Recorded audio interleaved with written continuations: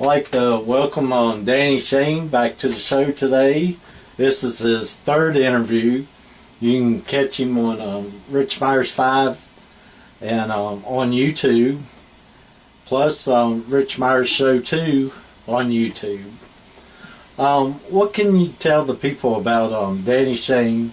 And I know one thing, he was up for a nominee for Male Vocalist of the Year from Nashville Universe. That's correct. First of all, I want to thank you, Rich, very much for taking time to visit with me. You got to be my favorite interviewer because I always feel really relaxed with you. I have other interviews, like recently I had one. I was just nervous the whole time. The guy just fired so many questions at me, and it's in Spanish too, make it worse.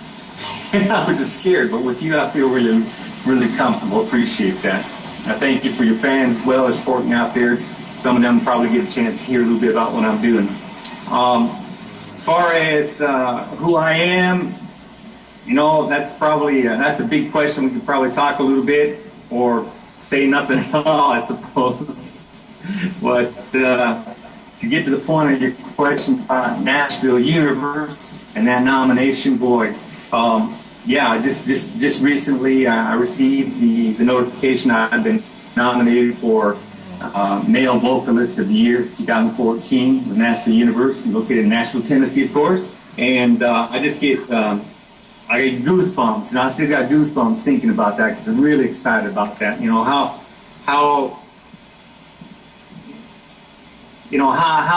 Nashville even stands in the sense that stands ready to do some different things with country music, which is what I'm all about, right? At first, I thought that trying to do country music with mixed lyrics in Spanish and English would not be well received, and up to this point, I haven't received any negative kind of feedback from people that think that's a bad idea, which is a good sign. Knowing that folks in Nashville find this pretty interesting and support me gives me a sense of hope and inspiration that what I'm doing is a good thing and might somewhere down the road lead to a nice career change, you know, to where I could be a full-time musician and tour this music and produce it and get moving on, realizing some of those dreams a lot of us musicians have, right? So the second round of nominations coming up in first part of January, and so we'll try to get the word out to folks so they can learn how to support that vote for me, and maybe I can turn up with with a big prize there in Nashville. Either way, whether I win that or not, I already feel like that's a huge accomplishment for me. I'm just very, very grateful. I know that this kind of recognition does not come without a lot of help and support from other people out there that are doing this for me. And you know, I do my part, but you know, I don't work any harder than anyone else, I don't think. I just got a lot of great people that are helping me out, and I'm so thankful for them. People like yourself as well, Rich. Thank you. Two Good Friends was on the top 40, and have you wrote another song to top it? Or you know, folks have been asking me that question, you know, and I was like, I sometimes feel like a comedian. There's like kind of like the golden rule. I'm not a comedian really, but I think if I understand them correctly, there's kind of like the golden rule. Is you keep on telling the same joke until you don't hear people laugh anymore, right? And so people will say, hey, don't you have any more music? I say, yeah, I got a lot of more music, but if this thing is still staying on the top 40, I'm going to keep with it until maybe it's not on there anymore, or until the executives tell me, hey, man, why don't you put something else up? Up to this point, I have 23 songs, yeah, originals. Some are recorded, and some are half recorded, and some not recorded at all.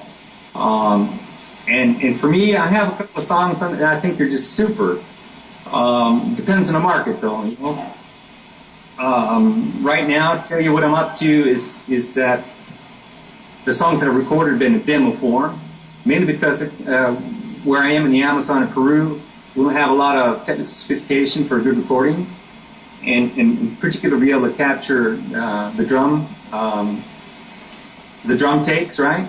until recently. And so just this week, actually, we're starting to record the first album, and we're going to do that here in the Amazon. We finally got the things dialed in so we can do all the instruments here, have a high-quality recording, which I was afraid we weren't going to be able to do, but now we got it dialed in. So by the end of March, we'll have first album out. We'll have at least 11 songs, maybe 12, but a minimum 11 songs are already identified and ready. We're already rocking those out, right? And as that, each month we're going to bang out 3 to 4 songs at a time, right? And every month that we have those songs, we have them finished, detailed out. I'm going to go ahead and release them and let them fall where they fall. And if they happen to replace something that, you know, they happen to replace Two Good Friends on the top 40, I'm happy with that. Okay. You also got a new love song that's making noise in Mexico. Yeah. How can people go download it, or?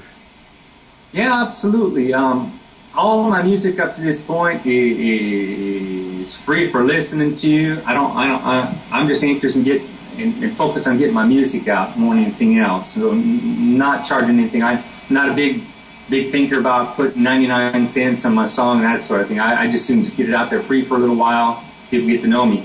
That song, Babysita Morenita, which means my little dark baby, written on real life experiences.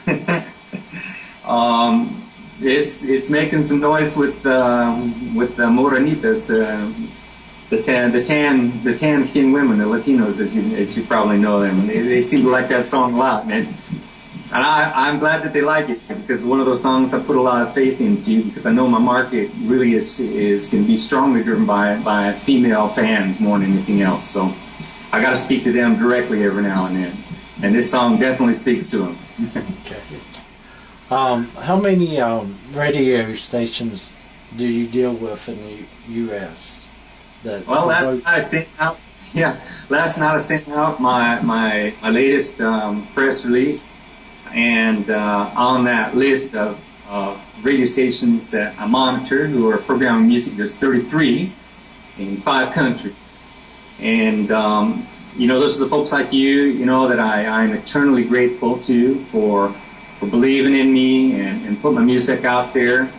None of them charge me money. I haven't had to pay money to get my songs out there, which is really helpful, because I'm like most of the rest of the other artists out there. You know, you got to pay $500 a month to get your music on a radio station. You might be able to handle that for a month or two, and then you're like, oh man, it gets a little heavy, right? And thankfully, I haven't had to do that yet. Do y'all do a special thing for Christmas coming up, or family thing, or here in Peru? Yeah, Peruvian style Christmas is not like the United States, not surprisingly. First of all, being from the Pacific Northwest, Oregon, I'm used to white Christmases and cold, and here it's never cold. Now we're relatively close to the Andes, which has snow and all that stuff, but there's the road infrastructure makes it a day's trip to get there. It's a long way. So we just kind of stick around here for Christmas, and I'll send you some pics. If you saw the video of my Christmas song we just released, you see this little Christmas tree in the background every now and then. It's like a dry, dead bunch of twigs, and you go out, a couple of days before Christmas, and you adorn it with some live stuff, right? So it has some greenery to it, and put on all these kind of funky things, that I never saw before I moved to Peru. Parrots and monkeys and things that are from around here, right? And then of course you got the Santa Claus and all that stuff, and the manger scene too, which is the one common thing. So. But we won't have a big turkey dinner here. We'll probably have a big chicken dinner here, because it's hard to get turkeys around here. and you don't have to family around, good old time, sing a few songs, have a good time. You're on your Christmas song. Have you had any downloads on it?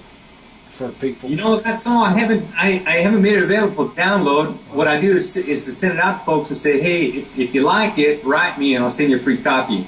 Oh. And yeah, I've had good response to that song. That's really moved up my SoundCloud listens in particular this month. So I'm really happy with that. You just got back from touring. How did it go? Well, I went here. You see it? Nicaragua. And I love that place. I lived in Nicaragua between 2008 and 2011 full time, and have been traveling there since around 2005.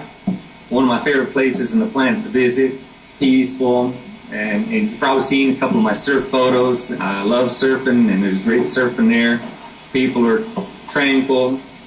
Country music for them is not as foreign as it is for Peruvians. And being that it's close to the United States, Central America is a good place to do a little bit of PR work to raise yourself in the kind of work that I'm doing, especially, you know. And so, yeah, folks received me really well there, you know. Again, it's the first time they ever heard anything like this. Somebody, a white guy who wasn't Latino, singing in Spanish, country music. They're like, what? And start listening. It's like, wow. And they start moving. It's like, wow, I'll be damned. A guy can do it, you know. Yeah, I had a great time. Probably go back in May and do a little bit more and try to get over to Costa Rica. Costa Rica has a lot more American influence in their marketplace as well. More familiarity with country music thing. Thanks for being on the show today. My great pleasure. My pleasure, Rich, and thank you so much for inviting me again. I want to wish you and your family happiest Merry Christmas, best wishes in the new year for y'all. You have good health and prosperity, and all your family and friends and your fans out there, same for them as well. Thank you so much, Rich. Thank you.